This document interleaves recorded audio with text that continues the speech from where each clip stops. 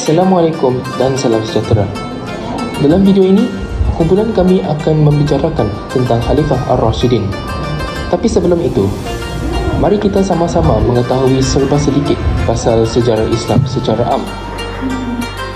Tamadun Islam bermula pada awal abad ke-7 Masihi. Kebanyakan sejarawan percaya bahawa Islam disebarkan dan berasal dari Mekah dan Madinah. Islam itu sebenarnya sudah wujud sejak zaman Nabi Adam lagi. Tetapi ketika zaman Nabi Adam, Islam tidak mempunyai gelaran dan Islam ketika itu dizahirkan dengan mentauhidkan Allah Subhanahu Wa Taala semata-mata.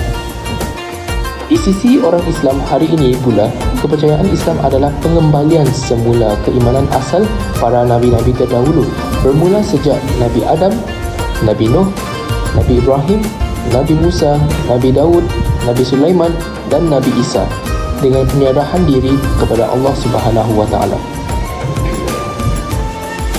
Menurut tradisi Islam, Nabi umat Islam yakni Nabi Muhammad SAW telah menerima wahyu Allah Subhanahu Wa Taala.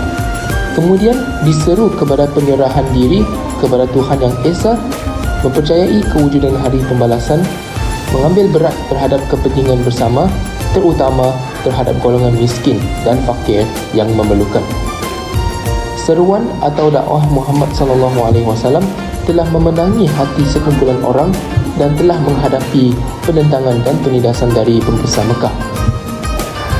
Selepas kewafatan Nabi Muhammad SAW pada 632 Masihi, kepimpinan Islam diteruskan oleh Khilafah Ar-Rashidin seterusnya telah memasuki fasa bernegara daulah dan membentuk dinasti Islam. Sebelum kita mengetahui Khulafah Ar-Rashidin secara mendalam, pastinya ada persoalan yang sering kita fikirkan. Apakah itu Khulafah Ar-Rashidin? Khulafah Ar-Rashidin berasal dari kata Khulafa dan Ar-Rashidin. Khulafa artinya pengganti, sedangkan Ar-Rashidin artinya mendapat petunjuk. Jadi, jika digabungkan Khulafa Ar-Rashidin, artinya pengganti yang mendapat petunjuk. Khulafa Ar-Rashidin ini adalah para khalifah dari 4 sahabat Rasulullah SAW. Mereka menjadi khilafah setelah Rasul wafat. Dan keempat sahabat Rasul tersebut adalah orang-orang yang mengakui Rasul sejak awal diberi tugas oleh Allah Subhanahu Wa Taala. Berikut adalah antara tokoh-tokoh Khulafah Ar-Rashidin.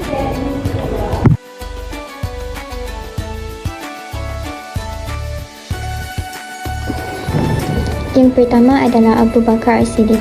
Nama lengkapnya adalah Abdullah bin Abi Quhafah At-Tamimi. Abu Bakar lahir dari pasangan suami isteri Utsman. Ia berasal dari suku Taim. Beliau lahir di Mekah pada tahun 572 Masihi. Sejak kecil, Abu Bakar memiliki sifat lemah lembut, jujur dan sabar. Saat ia memasuki usia remaja, ia telah bersahabat dengan Rasulullah SAW dan sahabat lainnya yang menemani Rasulullah juga. Antara sumbangan Abu Bakar As-Siddiq ialah penulisan Al-Quran. Banyak penghafal Al-Quran terkorban sewaktu berperang menghadapi golongan Al-Riddah. Ini telah menimbulkan kebimbangan di kalangan sahabat, kemungkinan akan terhapusnya Al-Quran dan berlakunya penyelewengan Al-Quran. Timbulnya satu idea di mana satu kumpulan khas ditubuhkan bagi menulis Al-Quran. Contohnya, Zaid bin Thabit telah dipilih untuk mengetuai usaha mengumpul dan menulis semula naskah dari simpanan para sahabat. Al-Quran yang dikumpul telah ditulis semula di kulit binatang, kayu dan pelepah tamar.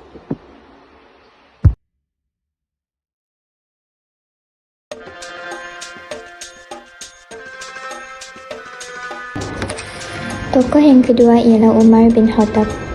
Umar bin Khattab memiliki umur yang lebih muda 13 tahun dari Rasulullah SAW.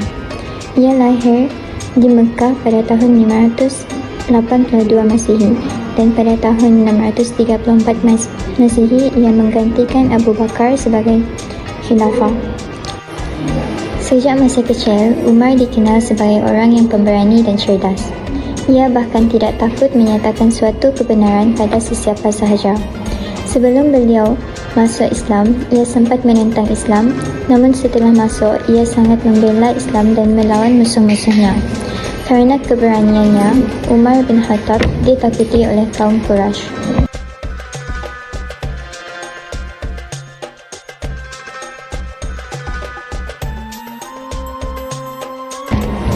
Antara sumbangan Umar bin Al-Khattab ialah sistem percukaian tanah. Beliau telah memperkenalkan kadar dan sistem pungutan cukai baharu. Cukai dikenakan mengikut kualiti tanah dan jenis tanaman.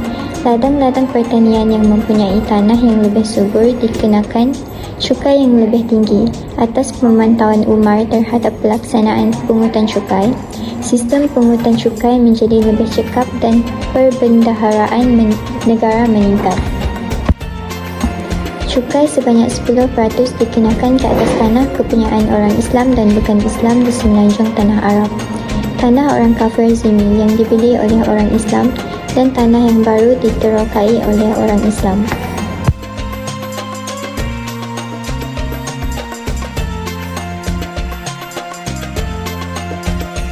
Khalifah ketiga ialah Uthman bin Affan. Uthman bin Affan lahir pada tahun 579 Masihi di Taif, daerah subur kawasan Hijaz yang terletak di sebelah barat laut Arab Saudi. Beliau lahir setelah 5 tahun dari tahun gajah. Hal tersebut membuatnya memiliki usia 5 tahun lebih muda dari Rasulullah SAW. Uthman bin Affan adalah seorang saudagar kaya dan juga seorang penulis wahyu yang terkenal. Uthman dikenali sebagai orang yang pendiam dan memiliki budi pekerti yang baik. Beliau banyak melakukan amalan kebaikan, maka beliau mendapat gelaran Kahanyun Syakir, iaitu artinya orang yang kaya dan yang banyak bersyukur kepada Allah Subhanahu Wa Taala. Walaupun beliau orang yang kaya, beliau tidak lupa dengan orang yang berada di bawahnya. Beliau juga tidak segan untuk ikut perang. Bahkan dikisahkan dari Ibnu Syihab Al-Zuhri dikatakan bahawa Uthman pernah mempersiapkan 940 ekor unta dan 60 ekor kuda untuk Jaisul Usrah, pasukan sulit adalah dalam perang Tabuk.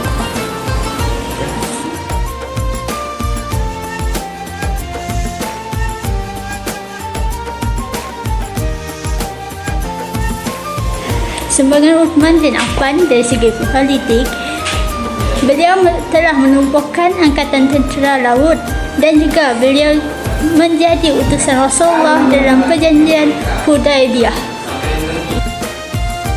Manakala dari segi ekonomi pula, beliau telah menyumbangkan harta yang banyak ke jalan Allah dan juga beliau berjaya membentuk ekonomi yang mantap.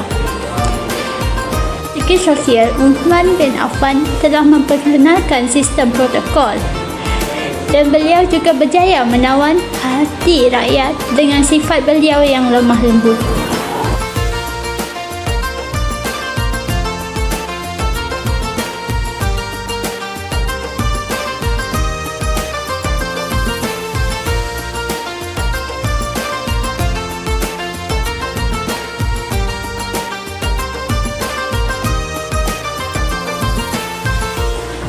Khalifah yang keempat ialah Ali bin Abi Talib. Ali bin Abi Talib memiliki nama panjang, iaitu Ali bin Abi Talib bin Abdul Muttalib bin Hashim. Beliau lahir di Mekah tanggal 12 Rajab pada tahun ke-30 setelah kelahiran Rasulullah SAW. Ali dilahirkan dari pasangan suami isteri bernama Abi Talib bin Abdul Muttalib dan Fatimah binti Hasan.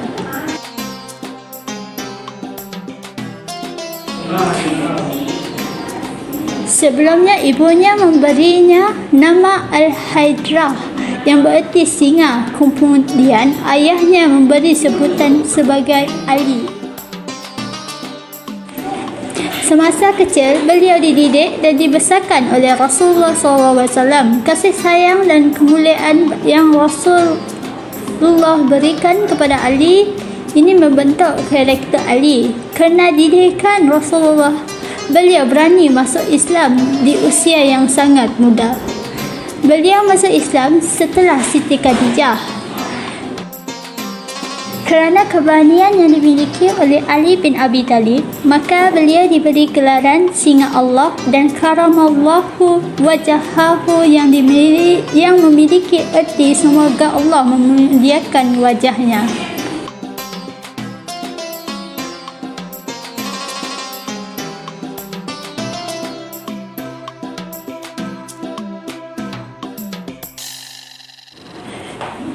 Sumbangan Ali bin Abi Talib. Beliau melaksanakan dan meneruskan cukai jizyah kepada zimmi untuk mengembangkan ekonomi negara. Dan juga beliau bermati-matian untuk menghentikan peperangan yang berlaku di antara umat Islam. Contohnya di Perang Siffin, walaupun ketika itu tenteranya hampir menang dalam peperangan tersebut, tetapi disebabkan oleh ada di kalangan musuh yang rela mengangkat musyaf, maka beliau telah membina markas tentera di Parsi dan Syria.